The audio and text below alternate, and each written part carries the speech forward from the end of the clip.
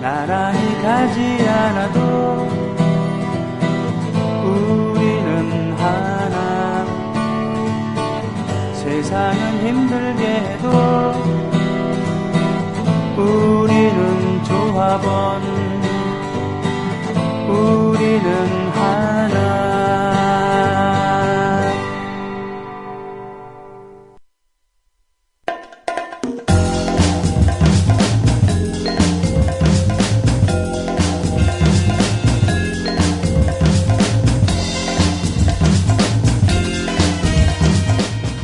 고상만의 수사반장.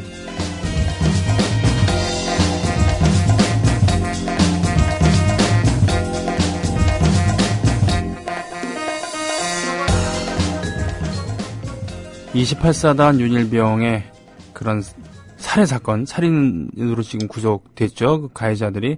그리고 관심사병 둘이 나와서 외출로 외박 나왔다가 자살한 사건에 이어서 경기도지사인 남경필 지사의 둘째 아들이 가해자로서, 군대폭력의 가해자로서 지금 구속영장을 발부받았다는 얘기. 이런 것들을 파헤치고 하는 국회 국방위 소속의 김광진 의원의 보좌관이고요. 의문사 조사위원회 조사관이 됐었던 우리 고상만 수사반장님의 아들도 지금 군대 가 있죠? 네, 안녕하세요. 고상만입니다. 네, 안녕하십니까. 예. 안녕하세요. 근데 지금 예. 얼굴이 지금 반쪽이 됐어요. 누가요? 제가요? 예. 감사합니다. 형님. 예. 그동안 저한테 머리 크다고 맨날 구박하더니 오늘 반쪽 얘기를 마침내 해주시고. 제 아들도 현재 육군 일병으로 근무하고 있는데. 네네. 저도 요즘 다른 분들한테 그런 이야기를 하는데, 실제로 저도 그렇습니다. 이제 우리 아들에게 너 안 당하냐, 안 맞냐 이런 질문보다 너는 누굴 절대 때리지 마라. 너는 그런 일을 해서는 안 된다. 이런 얘기를 저도 하고 있거든요. 지금 이제 남경필 지사 사건이 바로 아들 사건이 바로 그런 경우인데. 네네네. 자기 아들 안 맞는지 이것만 걱정했다고 했는데 오히려 가해자가 자기 아들인 걸로 드러나서 많은 사람들을 분노케 했잖아요. 참 이게 참담할 거예요. 부모로서. 그렇죠. 안 그렇습니까? 아, 그렇죠. 네. 부모 입장에서는 그런 건데 하여간 이 군인권 문제는 가해자의 이제 피해자에 대한 그러니까 내가 피해자만 아니면 된다 이런 관점에서 네네. 가해자도 돼서는 안 된다라고 그렇죠. 하는 국민적 인식이 바뀌는 그러한 계기가 됐으면 하는 것도 제 바람입니다. 네, 그렇군요. 자, 그런데 지금 지금 김광진 의원실이 좀 많이 바쁘죠? 다들 바쁜데 저희들도 남부럽지 않을 만큼 바쁘죠. 그렇죠. 네. 최근에 또 이러저런 이슈를 또. 예. 어저께 아마 많은 분들 말씀 들으셨겠지만 3년 이상 네. 부모가 군대에서 사망한 아들의 시신을 인수 거부했을 때 네. 그런 경우에 국방부가 강제로 화장 처리하겠다라고 하는 비밀 계획을 계획하고 있었다는 것을 이제 제가 밝힐 수 없는 어떤 제보자를 통해서 입수한 후에 네네. 그걸 이제 저희 의원실에서 어저께 김광진 의원께서 이제 공식적으로 이제 폭로를 했는데 네네. 그로 인해서 지금 많은 이슈 파문이 지금 일고 있죠. 그렇군요. 지금 그러니까 이게 뭔 소리야라고 하는 지금 소리도 들릴 것 같은데 예. 좀 약간만 좀 자세하게 얘기를 해주실래요? 예, 지금 현재 우리나라 군대에서는 네. 군 복무 중에 사망한 군인이 자살로 처리가 되고 네. 그렇게 자살로 처리된 이 자기 아이의 죽음에 대해서 인정할 수 없다는 부모가 네. 그 시신 인수를 거부하고 그 국방부에게 진상규명을 요구하면서 싸워왔거든요. 네네. 그렇게 싸워오다 보니까 어느덧 15년, 최장 15년째 그 시신이 예. 군 병원 냉동고에 사실상 방치되어 있는데 이런 것에 대해서 저희가 그러니까 저는 오래전서부터 주장을 했고 우리 의원실에서는 작년서부터 본격적으로 국방부 측에다가 도대체 언제까지 시신을 이렇게 방치할 거냐. 네. 그러니 부모가 원하는 대로 진상규명하고 그 예우에 따라 국민묘지에 안장해주자. 만약에 너희들이 답이 없다면 우리가 주장하는 대로 하자. 네. 이렇게 주장을 했는데 네네. 그것에 대한 해법으로 비정상의 정상화 과제라면서 몰래 추진했던 게 뭐냐면 앞으로는 3년 동안 그러니까 지금까지 보관되어 있는 18구가 당장 이렇게 되면 모두 15구가 강제 화장 대상인데 네. 앞으로는 3년이 경과된 군인의 시신에 대해서는 부모 동의와 상관없이 모두 강제로 화장한 후에 벽제에 있는 납골당에다가 새로 납골당을 크게 지어서 거기다 자살자 봉안소를 만들겠다고 하는 비밀 계획을 짜고 있었던 겁니다. 이걸 이제 저희가 알고 폭로한 거죠, 어저께. 그러니까 지금 사태를 근본적으로 해결할 생각은 안 하고 그렇죠. 행정 편의적으로 화장을 해갖고 그렇죠. 그렇듯하게 보이는 그런 자살자 그런 보관소를 짓고서 그렇죠. 그걸 끝나겠다는 얘기죠, 그러니까. 국방부 입장에서는 누군가의 아들이었던 그 또 하나의 하늘이고 유일한 땅이었던 그 아들이 죽음이 단지 비정상의 과제물로만 본 거죠. 그래서 그 비정상을 해치우겠다라고 하는 군사작전 개념처럼 네. 이 시신을 강제로 부모 동의 없이 태워버리겠다. 그런데 이게 이제 들통이 나니까 어저께 갑자기 국방부가 네. 아니다. 거짓말이다. 이 김광진 의원실이 사실과 다른 주장을 한다. 부모 동의 없이는 절대 화장 안 한다. 이렇게 반박했어요. 네. 자, 깔끔하게 정리해드리겠습니다. 국방부의 그 주장이 왜 거짓말인지. 만약 그렇다면 예. 지금처럼 그 계획을 짤 이유가 없어요. 그냥 지금처럼 있으면 되는 겁니다. 왜냐하면 지금 현재가 부모 동의를 안 하니까 장례를 이 강제 화장을 못한 거거든요. 네. 그러니까 이거를 해결한다고 법을 만들어 3년 넘으면 무조건 화장한다. 이게 이 계획의 핵심인데 만약에 부모 동의 없이 안 할 거라면 지금처럼 놔두면 되지 아무 문제가 없거든요. 거짓말입니다. 이 거짓말에 국민 여러분들 절대 속지 마십시오. 국방부는 지금 만약에 자살로 처리한 그 죽음을 부모가 인정하지 않는다면 강제로 화장하려고 하는 겁니다. 네. 자, 눈을 부릅뜨고, 예. 국가가 인명을 경시하는 이런 모습을 보고 있는 것입니다. 아, 그러면은, 네. 다음 주에 다음 소식 전해주시고요. 예. 그럼 오늘은, 장준하. 네. 묻지 못할 진실 세 번째 네. 시간입니다. 예. 지금까지 이제 처음 민주화 운동 네. 그리고 이런 것들을 쭉 말씀드렸고 오늘은 마지막으로 장준하 선생님에 대해서 1975년 네. 8월 17일 장 선생님이 어떻게 마지막 길을 가게 됐는지에 대한 이야기를 하려고 하는데요. 75년도 5월 당시 대한민국은 매우 우울했습니다. 예, 박정희 유신 권력이 72년도에 유신헌법을 선포하고 그리고 이어진 지독한 독재와 이를 깨기 위한 제야 세력의 목숨을 건 저항. 네. 예, 이런 가운데 이제 이것에 대해서 저항을 했던 장준하와 백규환 선생에 대해서 박정희 권력은 더 이상 두고 볼 수 없다. 네. 그래가지고 74년 1월 8일 날 긴급조치 1호 및 2호를 선포했죠. 네. 이로 인해서 이제 대거 많은 사람들이 이 긴급조치 위반으로 구속이 됐는데 이때 이제 장 선생님이 구속된 이유는 유신헌법 철폐를 위한 100만인 서명 운동을 했다는 것. 예. 예, 이런 악법을 폐지하자고 주장하는 것이 이 죄가 되는 야만적 시대였는데요. 이때 형님 우리나라에 네. 우리나라에서 지금 이제 명량이 지금 굉장히 아주 대히트치잖아요. 그렇죠. 영화. 예, 명량. 예.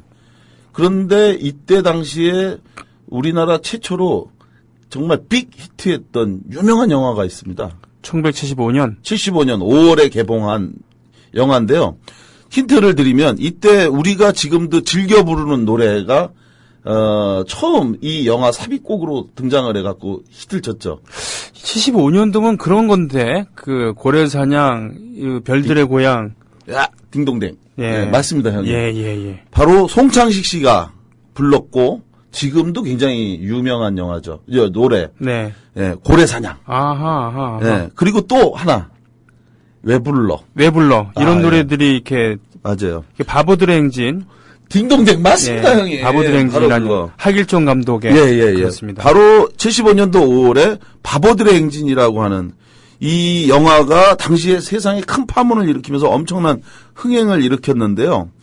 유신 독재 권력 하에서 청년들의 자유 이것이 이제 굉장히 철저히 억압이 되고 있었고 네. 심지어는 머리 길이와 미니스커트 길이 이것까지 자로 재가면서 경찰이 단속하던 그 시절에 그렇죠. 바로 이 바보들의 행진은 청년들의 가슴을 뛰게 만들었죠. 네. 그리고 거기서 나오는 이제 고래사냥 이 노래하고 또 왜 불러라고 하는 노래 이 왜 불러라고 하는 노래가 이 바보들의 행진에서 보면요 그 긴 장발머리로 단속당한 네네. 이 젊은이가 내일 미팅이 있기 때문에 네. 제가 좀 나가면 안 되냐고 이제 경찰한테 부탁을 했는데 경찰이 그걸 무시하니까 몰래 도망을 나가요. 예. 그러니까 이제 뒤에서 경찰이 야 일로 와라 하고 막 부르니까 거기서 이제 그 노래가 나옵니다. 맞아요. 근데 네. 아이러니한 거는 네. 그 뒤를 쫓아가는 경찰이 배역이 이철이라는 배역이었는데 그분이 뚱뚱해요. 네, 맞아요. 뚱뚱하고 그분이 또 장발이에요. 네, 맞아요. 장발인데 경찰복 장발인데 경찰복을 입은 뚱뚱한 네, 네. 경관이 뛰어가 야 인마 거기서 그럴 때 네. 두 명이 도망가면서 뒤를 보면서 왜 해불러 이게 이제 배경으로 맞아요. 나오죠. 네. 바로 그래서 결국은 이 두 노래가 금지곡이 된 그렇습니다. 결정적 사유가 방금 말씀하신 것처럼 풍자. 네. 쫓아가는 경찰도 장발이고, 네. 예, 그리고 이제 그 우스꽝스러운 모습을 연출하는 걸 보고, 결국은 이제 이 노래가 이제 다 금지곡이 되는데, 바로 이때, 1975년도 8월 17일 날, 네. 경기도 포천 약사봉에서 한 남자가 숨진 채 이제 발견이 됩니다. 네. 당시 그 남자의 나이는 57세였고, 그는 바로 재하인사 장준하였죠. 당시 검찰의 발표에 의하면 포천 약사봉으로 일행 40여 명과 함께 등산을 나섰던 이 장준하 선생은 당시 일행 중 한 명인 김용환이라는 사람과 유일하게 산 정상을 등반한 후에 하산하다가 실족사해서 사망한 것으로 이제 사인이 정리가 됐는데요. 실족사로. 네. 예. 그렇지만 이제 이 국가의 발표와 달리 장준하 선생의 사망은 계속해서 논란과 의문이 따랐죠. 네. 형님도 지난번에 저랑 같이 그저께인가요? 그렇죠. 예. 일요일에 네. 그 장준하 8월 17일 공원에서 날. 네, 네. 거기서 추모가 제39주기 부르셨죠. 예, 추도식 함께 했었습니다. 추모곡 굉장히 감동적이었어요. 아, 예, 고맙습니다. 무슨 노래를 부르셨냐면 방금 제가 얘기했던 것처럼 그 시절에 금지곡으로 선정됐던 노래를 메들리로 부르셔서 굉장히 바로 1975년 그 당시에 금지곡 된 거거든요. 예, 맞아요. 그래서 왜 불러도 부르셨고 고래사장도 부르셨고 그랬었죠. 예, 굉장히 인상적이더라고요. 추모식이라고 준비를 해서 많이 하셨을 텐데. 예, 그 추모식이라고 해서 꼭 그 슬픈 노래만 예. 더구나 비도 오고 그래서 예. 그런데다가 슬픈 노래까지 하면은 좀 아닌 것 같아서 아주 좋았던 것 같아요. 예. 굉장히 저도 굉장히 오히려 슬픈 노래보다 더 감동적이었던 느낌이 들더라고요. 예, 고맙습니다. 예. 아무튼요, 서로 사람으로서 진심으로 말씀드리고요. 근데 이렇게 이제 많은 사람들이 그 장준하 선생님에 대해서 실족사 했다고 하는데도 불구하고 왜 많은 의혹을 제기하게 된 것일까? 예.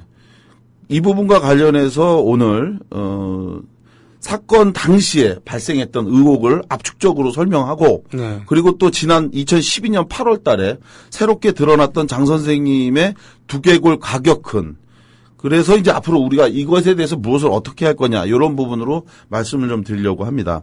먼저 장준하 선생님과 관련해서 장 선생님이 실족 추락사했다라고 하는 그 출발과 끝은 한 사람으로부터 시작합니다. 바로 유일하게 함께 동행했다고 하는 그 사람. 네. 네. 김용환. 네.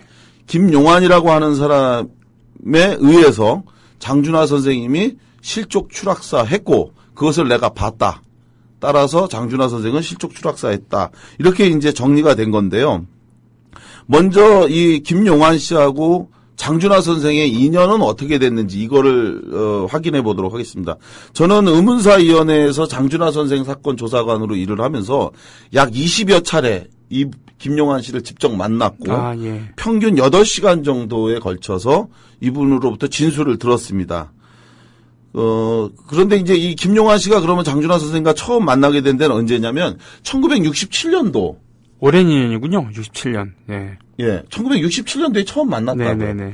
처음에 67년도에 처음 만나서 당시에 이제 옥중에서 국회의원 선거에 출마했던 장준하 선생님의 선거 캠프를 김용환 씨가 찾아온 겁니다. 이때는 장준하 선생님은 감옥에 있었을 때예요. 감옥에 수감돼 있는 상태였기 때문에 만나질 못하고 있다가 장 선생님이 이제 당선이 되고 난 이후에 그리고 나서 계속해서 본인은 장 선생님 옆에 있었다라고 주장을 합니다. 즉 67년도부터 장 선생님이 사망했던 75년도 1월 달까지 자기는 한 번도 떠난 적이 없이 네. 계속 있었다라고 네. 얘기하는데 이것은 확인 결과 사실이 아닌 걸로 밝혀졌습니다. 네.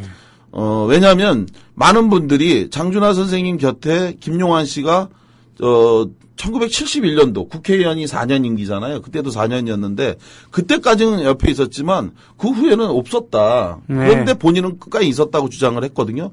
그리고 저하고 만나서 조사를 할 때도 계속 있었다고 주장을 했습니다. 그런데 여기서 결정적인 그 부분에 대한 질문을 하니까 답을 못했어요.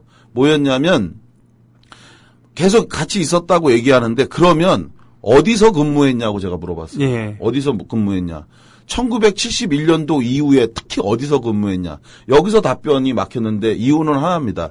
장 선생님이 1971년도에 국회의원으로 낙선된 이후에는 급격하게 가게가 좀 어려워졌고 네, 예. 이론에서 전세방 이 세 개가 방 세 개가 있는 전셋집으로 이사를 가셨고 네. 그리고 사무실이 없었어요. 아. 그러면 당신은 계속 한 번도 떠나지 않고 있었다는데 어디서 일을 했냐라고 물어보니까 거기서 이제 말문이 막힌 거죠. 없잖아요, 공간이. 하다못해 어느 다방에서 축축 앉아갖고는 그러니까. 맨날 만났다 뭐 이런 얘기라도 해야 되는데. 그러니까 그죠? 네. 거기서 결정적으로 아무 말도 못 하게 된 거죠. 그러니까 진술을 바꾸더라고요. 네.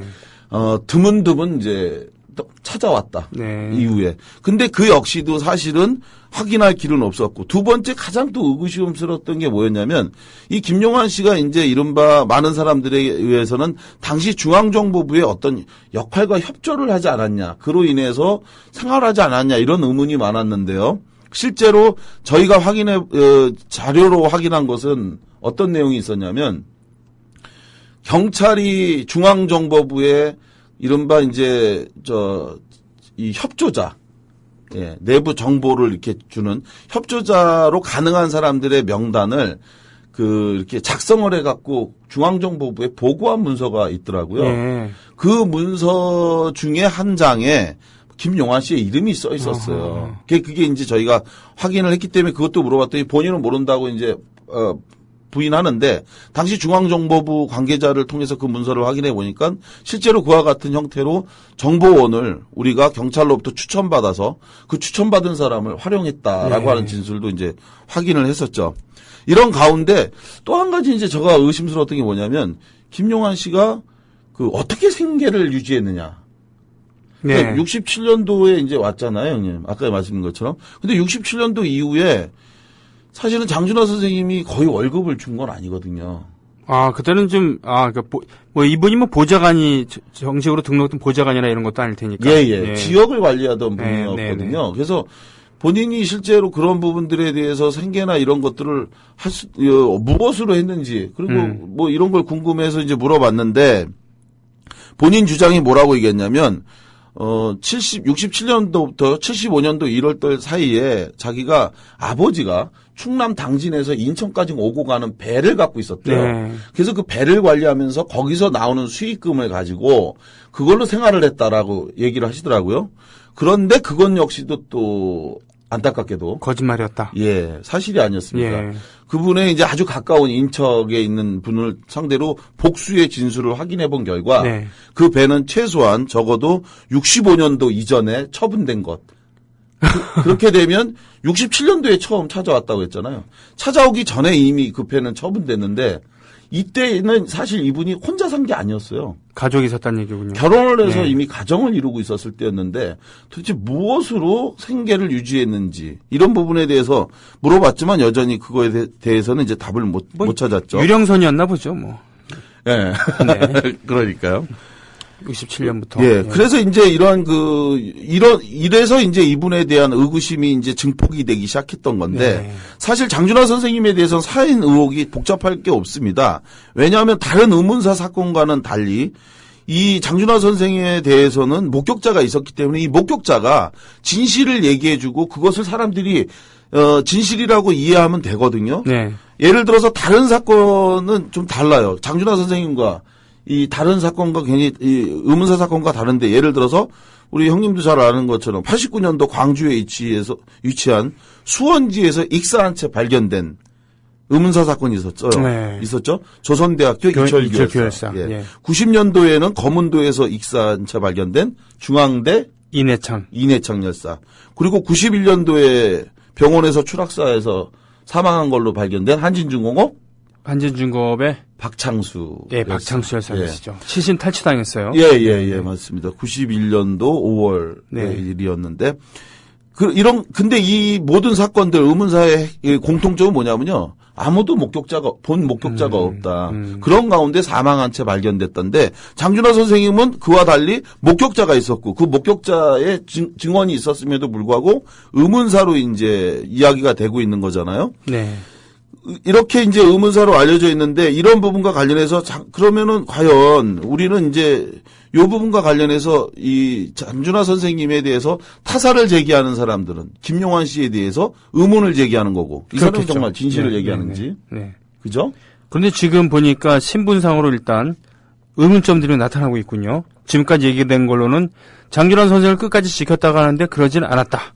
그리고 그렇죠. 생활인인데 제대로 수입이 나올 구조가 없는데 그렇죠. 수입이 나왔다고 하는 것 보니까 거짓말이더라. 생활비나 뭐나 이런 것들. 근데 사실은 이제 굉장히 많은 부분에서 이분이 정확히 얘기하면 이런 거예요. 무엇을 하던 분이 왜 거기를 오셔서 어떤 일을 했고 그리고 뭐 이런 것들이 하나도 투명하게 이제 본인 스스로 20번이나 만나서 제가 확인하고 여쭤봤는데도 스스로가 이제 답변을 못 했는데 반면 우리 이 장준하 선생님에 대해서 의문을 생각하는 사람과 달리 장준하 선생은 실족사 한 거다. 그리고 그걸 본 목격자도 있다고 하지 않냐. 네. 그런 김용환 씨에 대해서 자꾸 의심하고 하는 것.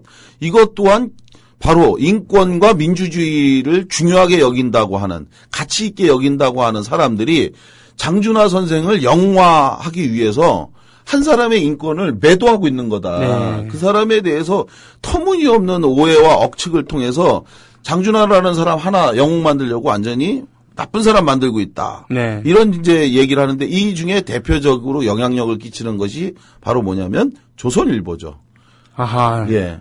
역시 여기서도 네. 빠지지 않는 조선일보. 사실은 조선일보가 그 지속적으로 이 김용환 씨에 대해서 옹호를 해왔습니다. 여러 차례 반복해서. 네. 특히 이제 가장 최근의 사례가 뭐냐면 2012년도 8월 달에 장준하 선생님의 두개골에서 외부 과격근에 의한 상처가 발견된 후에 네. 이것에 대해서 왜 그런지 국가 차원에서 밝혀달라고 끊임없이 요구했지만 그런데 박근혜가 대통령에 당선된 이후에 이 부분을 한 번도 수용하지 않았잖아요.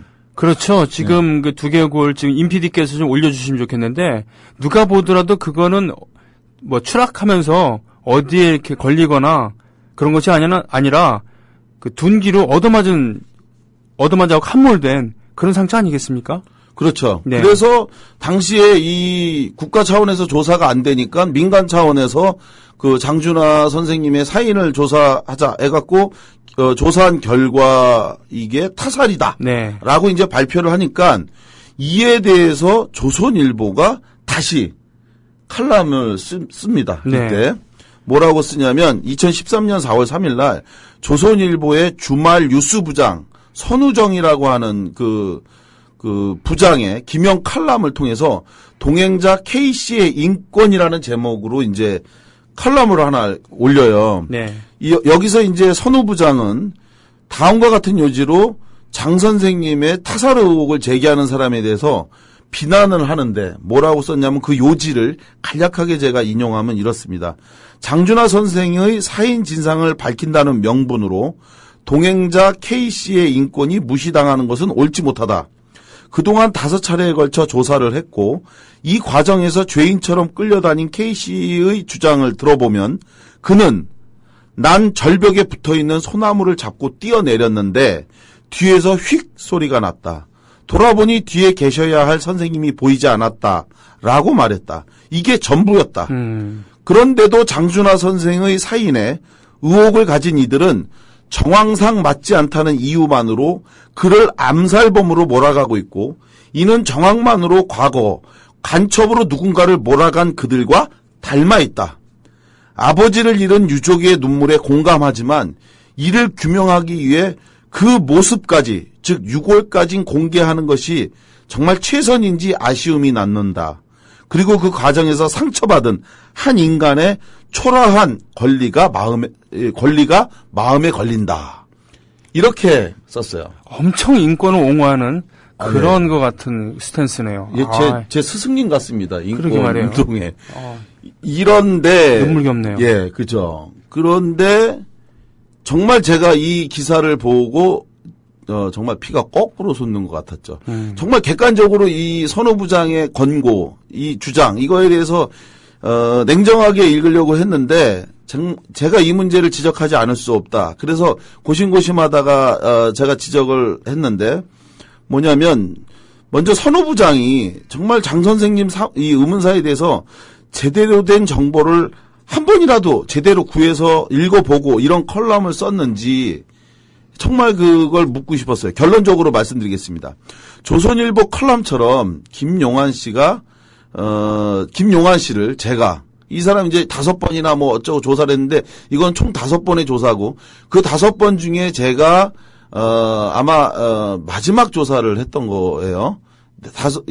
각 기관별로 조사를 쭉 했죠. 여기서 얘기하는 건 75년도 사고 당시에 이제 조사를 했던 것, 88년도에 조사했던 것, 93년도에 조사를 민주당 차원에서 했던 것, 그리고 의문사위원회 1기 때 조사를 했던 것, 그리고 제가 이제 2기 때 다시 그 사건을 받아 조사했는데 바로 그 5번의 조사 중에 제가 5번째, 지금까지는 마지막 조사를 한 사람인데 그때 제가 이 김용환 씨를 부른 건 모두 20번이라고 제가 말씀드렸잖아요. 이렇게 여러 차례 그를 불러서 조사를 했던 것은 단순히 그를 괴롭힐 목적이 아니었습니다. 장 선생 사건의 목격자로 스스로가 이제 자기가 목격자라고 자처를 했는데 네. 그것에 대해서 정확하게 이야기를 좀 해달라라고 이제 기회를 드린 거예요. 오히려 왜냐하면 지금까지 그분이 쭉 말씀하신 게 사실과 달라서 네. 계속 의혹을 받았잖아요. 네. 그래서 그 부분에 대해서 정확하게 이야기를 해라라고 얘기를 했던 건데 이런 과정에서 김용환 씨는 단 한 번도 일관된 진술을 한 적이 없어요. 이게 문제였습니다. 처음 그에 대해서 이 사건을 수사했던 경찰과 검찰에게 김용환 씨가 무엇을 얘기했는지 이거부터 한번 확인해 보면요. 이 사람은 1975년도 당시에 장준하 선생님이 나무를 잡다가 휘면서 실족 추락사했다라고 얘기했고 네. 자기가 그렇게 봤다고 얘기했거든요. 그리고 이런 주장에 따라서 당시 동아일보가 75년도 8월 18일 날 장준하 선생이 목격자의 증언에 의하면 실족 추락사했다. 그래서 잡았던 나무가 휘면서 그 휜 나무 때문에 추락사했고 그 추락사했다고 하는 지점에 대해서 사진까지 실어서 그래가지고 뭐 화살표까지 그려가지고 아주 구체적으로 얘기했어요. 이렇게 이 당시 동아일보 장봉진 기자가 이 기사를 썼는데 이렇게 쓰게 된 것에 대해서 장봉진 기자는 뭐라고 얘기했냐면 당시에 의정부 지청에서 사고가 일어난 8월 17일 다음 날인 18일 날 직접 자기가 만났다는 거예요. 김용환 씨. 그래서 자기가 이제 그런 경위를 듣고 확인한 후에 기사를 썼다라고 이제 얘기하는 거거든요.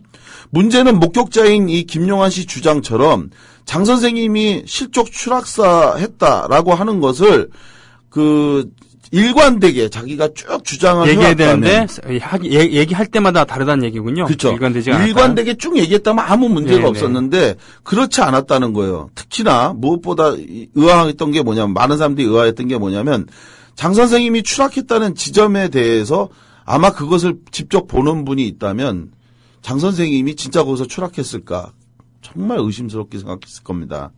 왜냐하면 그 지점은 굉장히 날카롭게 돌이 쪼개져 있는 14.7m 높이의 벼랑이었거든요. 네. 이 벼랑이었는데 요 벼랑에서 장준하 선생님이 실족 추락사했다면 그 모습이 어땠을까요? 어땠을 것 같아요? 시신의 훼손이 많이 됐겠군요. 그렇죠. 얘기하면은. 임 PD님이 그 사진을 한번 올려주시면 좋겠는데 장 선생님의 그 모습은요, 아주 쉽게 말씀을 해드리면 그냥 주무시고 있는 모습과 똑같습니다. 네. 특히나 얼굴 부위에 상처가 전혀 없어요. 전혀 없어요. 예. 얼굴 부위에 상처가 전혀 없는 아주 깨끗한 모습이었거든요. 예. 저희가 이것 때문에 죄 없는 돼지를 2마리나 죽였어요. 실제로 떨어뜨려 봤군요. 예, 이 사건의 조사를 하기 위해서 그 벼랑에서 떨어뜨린 건 아니고, 예. 화성에 있는 현대자동차 그 실험장에 가서 네네네. 돼지 2마리를 한번 14.7m 지점에서 한번 떨어뜨려 봤어요. 네네. 뭐 죽인 다음에. 네, 예. 그리고 나서 그 뼈, 그리고 내장이 어느 정도 손상이 되나 네. 이거를 한번 확인해 보기 위해서 쉽게 말씀드리면 다 손상이 됐어요. 다 장기는 파열됐고 네네. 뼈는 조각조각. 근데 네네. 장 선생님은 이번에 그 2012년도에 확인해 본 것처럼 그 다른 부위에 뼈가 손상되거나 부러진 것이 확인되지도 않았죠. 오로지 두개골만. 두개골만 이제 둥그렇게 6cm가 예. 이제 손상이 됐는데 얼굴 부위도 전혀 상처가 없었고 네. 그리고 다른 것도 없었죠. 마치 목욕을 마치고 나오신 그런 모습이었기 때문에 이런 것이 이제 또 하나의 의혹이었었던 거죠. 그래서 이런 의혹을 규명하기 위해서 당시에 김용환 씨를 상대로 해서 물어봤던 것이 크게 세 가지입니다. 첫째, 정말 당신이 그때 마지막으로 본 장준하 선생님의 모습은 무엇이었느냐. 둘째는 당신은 장준하 선생님이 사망한 후 어디로 온가 일행에 의하면 사라졌다고 하는데 그때 어디를 갔느냐. 그리고 마지막 세 번째는 사라진 당신이 그 사이에 어디에서 누구를 만나 무엇을 했느냐. 이 세 가지였습니다. 본 것이 무엇이고 사라진 후에 당신은 어디로 갔고 그렇게 사라진 다음에 누구를 만나 무엇을 했느냐. 이 세 가지를 저는 확인하고 싶었던 거예요. 알리바이를 대라. 예, 그렇죠. 쉽게 얘기하면요. 예. 문제는 이러한 우리의 질문에 대해서 김용환 씨는 답을 하지 못했습니다. 자기가 주장한 내용이 사실과 달랐던 거예요. 첫째, 이런 것들이 김용환 씨가 스스로 불행을 잡초하는 언행이었다. 먼저 무엇을 봤냐라고 하는 의문에 대해서 말씀을 드리면 선우부장, 조선일보의 선우부장은 컬럼에서 김용환 씨가 난 절벽에 붙어있는 소나무를 잡고 뛰어내렸는데 뒤에서 억소리가 났다. 그래서 돌아보니 뒤에 계셔야 할 선생님이 보이지 않았다라고 말씀하셨어요. 네. 그리고 나서 이것이 그 김용환 씨가 주장하는 전부다라고 선우 이 부장은 글에다 썼는데 미안하지만 김용환 씨의 주장은 이것이 전부가 아니었습니다.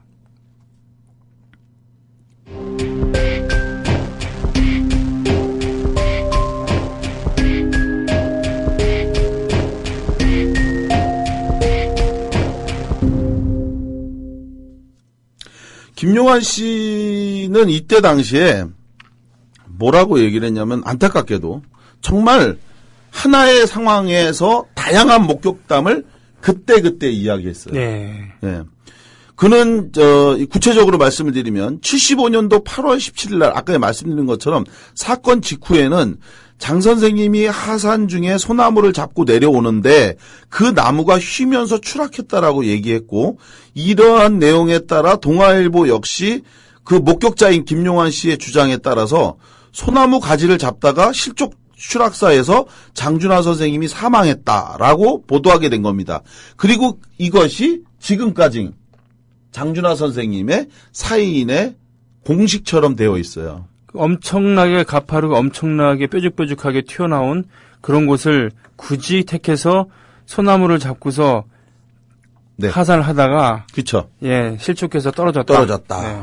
그래서 이런 이제 김용환 씨의 주장에 따라서 이후에 사건 현장만 가면 그 포천 약사봉 현장만 가면 백교환 선생님 등 뭐 모든 분들이 다들 예. 그 벼랑 꼭대기를 보면서 그 휘어졌다는 나무가 이 나무냐 아니면 저 나무냐 이게 서로 갑론을박을 한 거예요. 이거 같은데 아니 그게 아니라 좀 더 높다고 그랬어. 뭐 아니야 뭐 건너편이라고 했어. 뭐 이런 식으로 그 나무가 어딘지를 가지고 이제 뭐 찾기도 하고 그리고 저도 처음에 조사 가서 그 분의 주장을 처음부터 의심한 게 아니라 진짜로 그 나무가 있는지 그걸 막 찾아왔죠. 이것저것. 그래서 했는데 김용환 씨가 이처럼 쉰 소나무 발언을 한 건 이때만이 아니었습니다. 75년도 이후만이 아니라 2004년도 1월 달 제가 이 사건을 조사할 때 당시에도 김용환 씨는 반복해서 장준하 선생님이 소나무를 잡다가 휘어서 추락했다라고 진술을 했고 그래서 조서에도 그렇게 기록이 됐습니다. 그래서 장준하 하면 많은 사람들이 휜 소나무를 연상했고 그렇게 믿고 있는데 그런데 이 김용환 씨가 봤다고 하는 흰 소나무, 장준하 선생님이 잡았다는 이 흰 소나무 이 주장이 사실은 거짓말이라는 문서가 발견됐습니다. 문서가 발견됐다. 예. 더 놀라운 사실은 이렇게 흰 소나무가 잡다가 추락한 것이 아니라고 하는 이 발언을 한 당사자가 누구냐? 네. 바로 김용환 씨였습니다. 이거 언제 시점인가요? 그 얘기를 한 시점이? 1988년도입니다. 네. 88년도. 그러니까 이 1988년도에 87년 6월 항쟁이 있고 나서 네. 여소야대 전국이 만들어졌잖아요. 네, 네, 네. 그래서 88년도에 처음으로 우리나라에서 그 폐지되었던 국정감사가 부활했어요. 네, 예. 그 국정감사 과정에서 당시 통일민주당 소속의 조만호 국회의원이 당시 서울시경을 상대로 국정감사를 하면서 지금으로부터 13년 전, 즉 88년도 이전 그때니까 13년 전에 사망한 재야인사 장준하 선생의 죽음에 의문점이 많이 제기되고 있다.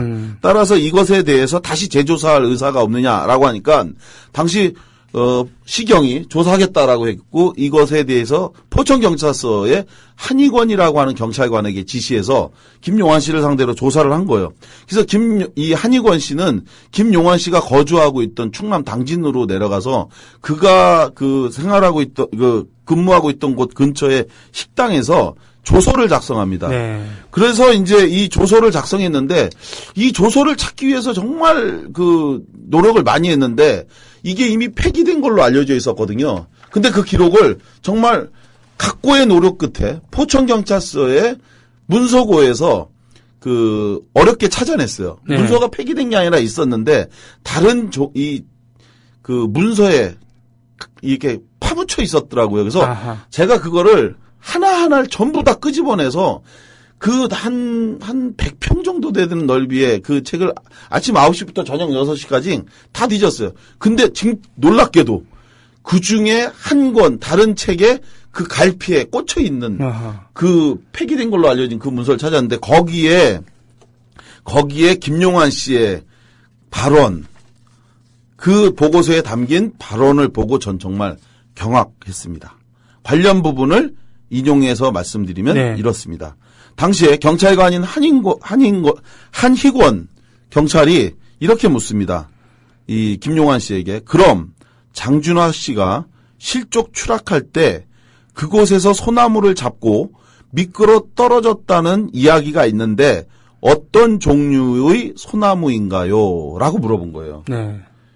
그랬더니 김용환 씨가 뭐라고 답변을 했냐면 저는 장준하 씨가 실족 추락할 때 소나무를 잡았는지 안 잡았는지 보지 못하였는데 며칠 후 동아일보 신문에서 소나무를 장준하 씨가 잡고 내려오다 떨어졌다고 한 것을 보았습니다. 유일한 목격자인 자기는 본 적이 없는데 동아일보에서 그렇게 보도했다는 얘기군요. 그러니까 김용환 씨는 자기가 이 사실을 알게 된 건 동아일보 기사를 보고 알았지 자기는 현장에서 본 적이 없다.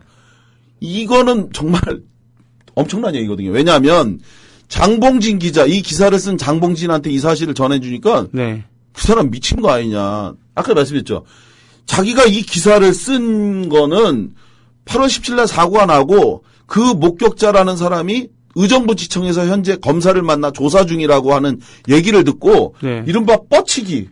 8월 18일 날 의정부지청 앞에 서동양 검사 방에 가서 뻗치고 있던 중에 나오는 그 목격자를 상대로 물어봤더니 나무를 잡다가 떨어져서 장 선생님이 숨졌다라고 얘기해서 그걸 토대로 기사를 썼는데 네. 아니 그 사람이 나한테 그렇게 얘기해서 기사를 썼는데 이제는 내 기사를 보고 장준하 선생이 나무를 잡다가 추락했다라고 하더냐 라고 오히려 반문을 하고 놀랬죠. 참고로 그때의 동아일보는 지금의 동아일보랑은 좀 달랐습니다. 네, 지금은 정권의 주구지만 그 당시는 야당지라는 그런 인식이 강했죠. 예. 그래서 이제 이런 사실과 관련해서 김용환 씨를 상대로 추궁을 했죠. 88 정말 그때 나무를 잡다가 떨어진 게 맞냐니까 맞다 하더라고요. 네. 그때 이제 바로 88년 경찰 재조사 기록을 제시했죠. 그랬더니 반응이 어땠냐? 네. 놀랍죠. 또 그렇죠. 조작이다. 경찰이 조작이다. 나는 이런 얘기를 한 적이 없다. 천만의 말씀입니다. 그 사람 조사할 때 한 번 조사하고 나서 조서에다가 기록을 하게 되려면요. 그 사람이 확인해서 지장 찍잖아요. 조사보다 오히려 8시간씩 만난 이유는 뭐냐면요. 조사보다 오히려 그 기록을 보는 시간이 더 길었어요. 이게 당신이 한 얘기가 맞냐? 그러니까 자기가 한 말, 안 한 말을 철저히 가려냈고, 그걸 지워주고 자기가 원하는 대로 바꾸지 않으면 절대 지장 안 찍었어요. 그런 사람이 이제 와서 자기가 이런 이런 발언을 한 적이 없다라고 하는 것. 이거는 정말 말이 안 되는 거고, 실제로 그럼 이 사람이 소나무를 휜 적이 있다, 이런 얘기를 자기는 한 적이 있다, 없다 하면서 얘기하는데, 이거는 사실 우리한테 와서 한 얘기뿐만 아니라 여러 차례 반복했었습니다. 특히나 75년도 8월 20일 날, 이 진술은 매우 중요하거든요. 그러니까 이 사람이 시간이 경과됐기 때문에 제대로 기억하지 못할 수 있지 않냐라는 반문하는 사람도 그렇죠. 있어요. 예. 그런데 이 사고가 일어난 지 불과 3일 만에 본인 입으로 이 발언을 한 게 녹음된 테이프를 또 저희가 찾았습니다. 예. 참. 예. 그게 언제냐면 75년도 8월 20일인데 장준하 선생님이 5일장을 할 때 그때 이제 전날 찾아온 거예요. 이거를 당시에 문익환 목사님이 상가에 있다가 이 며칠간 사라졌던 김용환 씨가 갑자기 나타났어요. 그날.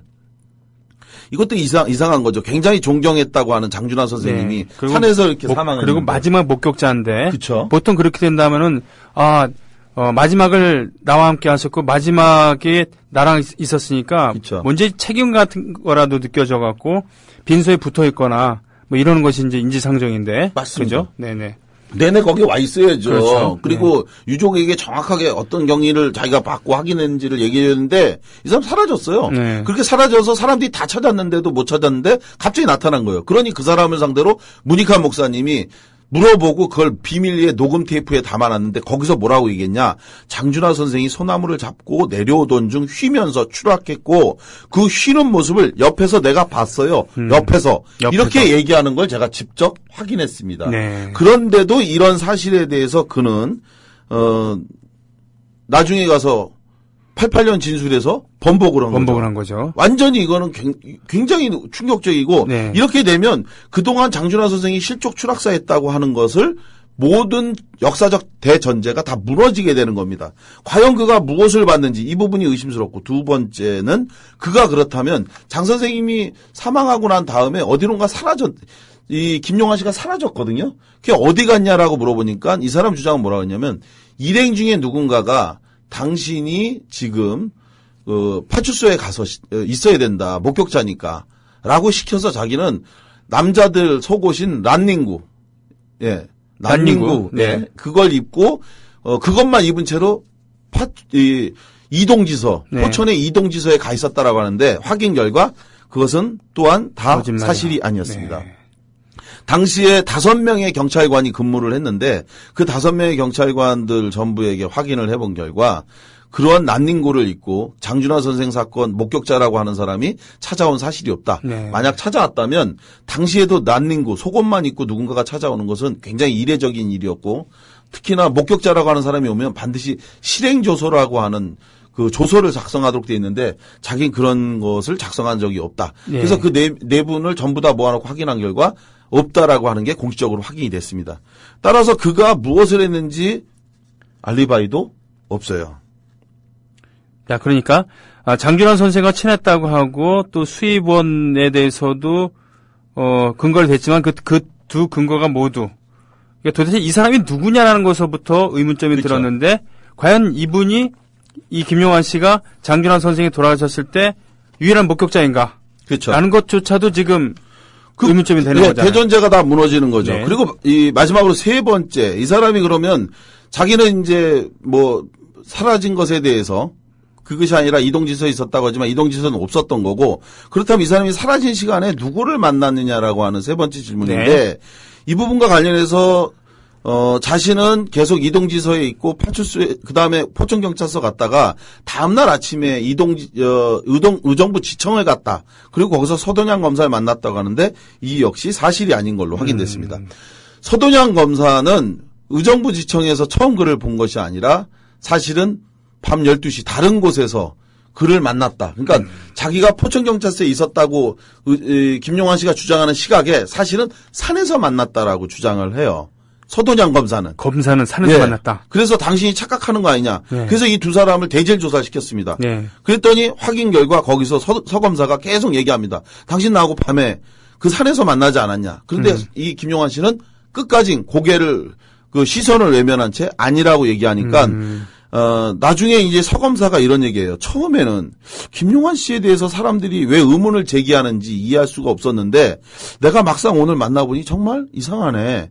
정말 이상하다 하면서 고개를 이제 절레절레 흔들었는데 왜 그러면 이 사람이 서동양 씨는 만났다고 하는데 서동양 검사 만났다고 하는데 김용환 씨는 만나지 않았다고 끝까지 부인을 했느냐. 이유는 하나입니다. 만약 그렇게 된다면 기존에 자기가 있었다고 하는 이동지서나 포천경찰서에 있었다고 하는 그 체류 시간, 이 시간 동안에 다른 곳에서 무엇을 했는지를 이야기해야 되는 거예요. 예. 그렇기 때문에 이 사람은 끝까지 부인을 했는데 이런 과정의 의문점의 가장 앞권은 뭐냐. 유족에게 걸려온 한 통의 전화였습니다. 75년도 8월 17일 날 낮 3시에서 4시 사이에 유족에게 한 통의 전화가 서울 집으로 옵니다. 그리고 그 전화를 건 남자는 지금 선생님이 포천 약사봉에서 그 크게 다쳤다. 그래서 예. 서울에서 많은 사람들이 와야 된다. 예. 라고 일방적으로 얘기하고 전화를 끊었어요. 네. 유족들은 이 괴전화를 걸어온 사람이 이 사건에 의문의 사건에 열쇠를 쥔 누군가라고 계속 의심했습니다. 그래서 정말 그 사람이 누군지에 대해서 알고 싶어 했고 저 역시 알고 싶었는데 그런데 그가 누구인지를 우리가 조사하는 과정에서 확인했죠. 아, 예. 예. 그 확인한 괴전화의 주인공은 다름 아닌 이 사건의 유일한 목격자 김용환이었습니다. 오후 3시에서 4시 사이에. 네. 예. 바로 그가 어디론가 사라졌다고 하는 그 시각. 그 시각. 그 시각에 이동지서에 있었다고 하는 그 시각.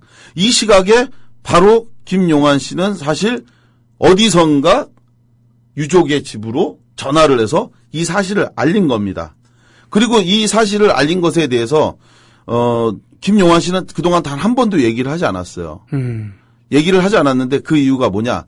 만약에 전화를 본인이 했다고 하면 어디서 전화를 했는지를 밝혀야 되는데 당시 근처에는 전화기가 한 대밖에 없었고 그 전화기 한 대는 이장집에 행정전화로 있었습니다. 확인해 보니 이장집에 그 이장을 제가 직접 만나서 확인해 보니까 자기는 지금까지 단 한 번도 누군가에게 전화를 빌려준 적이 없다. 대단히 깐깐한 사람이군요. 예. 아니 이장집에 있는 행정전화는 국가가 놔준 공용전화기 때문에 개인 전화가 아니라서 빌려준 적이 없다. 그리고 마찬가지로 자기 전화도 빌려준 적이 없다. 그래서 여하간 자기는 정확하게 얘기할 수 있는데 전화를 빌려준 적이 없다. 깐깐한 데다가 인색하군요. 네. 그게 시골에 거기 시골이거든요, 네. 완전히. 그런데 이런 부분과 관련해서 그럼 김용환 씨라는 사람이 어떻게 전화한 건지를 확인했느냐? 당시 중앙정보부가 작성한 중요 상황 보고서에 바로 이런 내용이 써 있었습니다. 일행 중 동일행 중 한 명인 김용환, 서울 동대문구 이문동 거주. 당시 김용환 씨가 거주했던 동네가 네. 이문동이었거든요. 그 사람부터 연락을 받은 유족이 현장에 왔다. 이걸 통해서 중앙정보부 문서를 통해서 바로 김용환 씨가 그곳에 유족에게 전화를 한 당사자다. 이걸 이제 확정할 수 있었는데 당연히 김용환 씨는 이것에 대해서 저희가 물어보니까 극렬하게 부인했죠. 그런 사실이 없다. 이건 다 조작이다. 그래서 중앙정보부가 당신 하나를 몰아가기 위해 30년 전에 이렇게 조작했다는 거냐. 그러면 고소해라. 라고 제가 이제 이야기를 했는데 여하간 이런 상태에서 저희가 이 사건에 대한 진실을 채 규명하지 못한 상태로 시간이 종료돼서 업무를 종료할 수밖에 없었는데 시간 초과로 인해서 저희가 더 이상 진실을 밝힐 수 없던 가운데 2012년도에 아침내 아까 말씀드린 것처럼 직경 6cm의 외력에 의한 외부의 가격에 의한 구멍이 이제 6cm가 뻥 뚫린 네. 장 선생님의 이제 게시판을 보시면 네. 되게 아시겠지만 상당히 선명합니다. 아주 뚜렷하게 둥그런 형태로 이제 가격된 그런 모습을 볼 수 있는데 네. 이것이 이제 민간 법의학자는 이제 외부 가격에 의한 명백한 타살 흔적이다 이렇게 네. 이제 얘기를 했는데요. 이것은 우리만의 주장이 아닙니다. 바로 그 8월 17일 날 39주기 기일에 정의화 국회의원이 참석을 해서 충모사를 했습니다. 이 정의화 국회의원은 예전부터 장준하 선생님을 흠모하던 사람이었는데 이번에 이제 19대 후반기 국회의 국회의장이 된 거죠. 네. 이분이 원래 신경정신과 전문 의사인데 예, 의사 출신이에요. 예, 네. 이 신경전문과 의사 출신이었던 이분이 자신의 트위터에 지난 2012년도 8월에 12년도 8월에 뭐라고 썼냐면 장준하 선생님이 타살되었다. 네.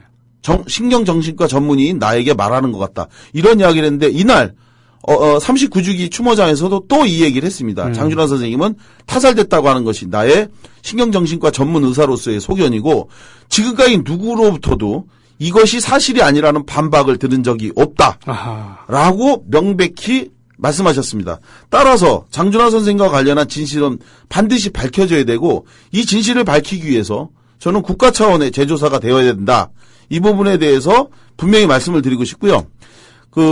지금 사실은 이제 시간이 굉장히 부족해갖고 충분히 말씀을 다 못 드렸는데, 죄송하지만 책 광고 하나만 하면, 제가 이 부분과 관련해서 아주 상세히 쓴 책이 한 권 있습니다. 2012년도 11월 달에 돌베개 출판사에서 낸 장준하 묻지 못한 진실이라고 하는 책인데요. 이 책에서 방송에 다 하지 못한 여러 에피소드와 진실이 있습니다. 그래서 이걸 통해서 장준하 선생님의 진실에 대해서 보다 좀 많이 들으셨으면 좋겠고요.